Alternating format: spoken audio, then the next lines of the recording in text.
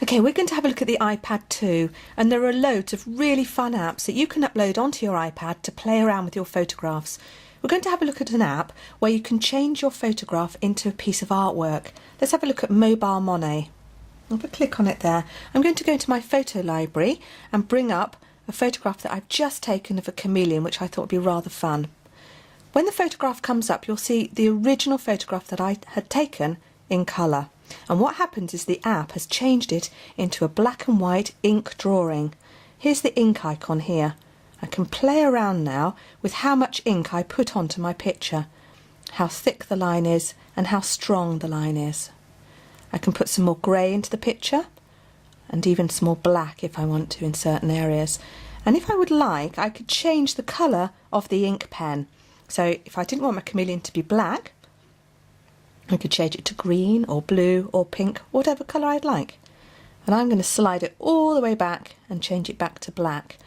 Now you can also press that button and it goes back to the default setting, which is the setting that starts off in the app. So I've gone back to the original setting, but I just want a little bit of a stronger line on my chameleon just to bring out the image against the white background. There's the line drawing done. Now I'm going to want to put some colour into my image. I'm going to use the brush tool here, and as you can see, when I move my brush slider it changes the size of my brush from big to small. I'm going to go to a medium setting there.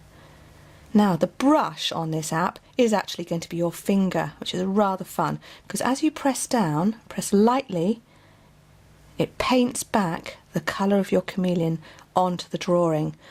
Press lightly, you get a faint colour, and press harder, you get a more intense colour onto your image. And it's really fun to sweep your finger across the picture and put down the colour where you would like it. Now some areas are going to be quite tricky, so I'm going to go for a smaller brush size so that I can actually draw around my chameleon so that the head doesn't blend in with the background. Now obviously you'd be taking a lot more time over your drawing than I am here. Now one fun thing I like to do is to show a little bit of the background. So I'm going to show the chameleon is standing on a branch and show a little bit of the foliage. Just sweep it around there. But also I quite like to keep a little bit of my line drawing in the picture. Now once you're happy with the colour, then you go to the colour icon here and there's a little palette there at the side of your screen, and you can alter it so that it's more vibrant, so the colours come out a lot stronger. You can alter the brightness, and also you can change it so that if you didn't want the original colour of the chameleon to come through, you can choose a colour that you'd like your chameleon to be, so all purple or all blue, whatever you want. And again, scroll all the way to the back to go back to the original. Now if there's any part of your picture that you think you've made a mistake and you don't know what to do about it, well no, don't panic, because here you've got a rubber so you can erase any part of the colour you didn't want. And if you want to put it back in again, there's your brush and put it back in. It's really easy, so you don't need to worry about making any mistakes at all. And if you want to undo something that you've just done, you can also use this icon here, which is the undo button.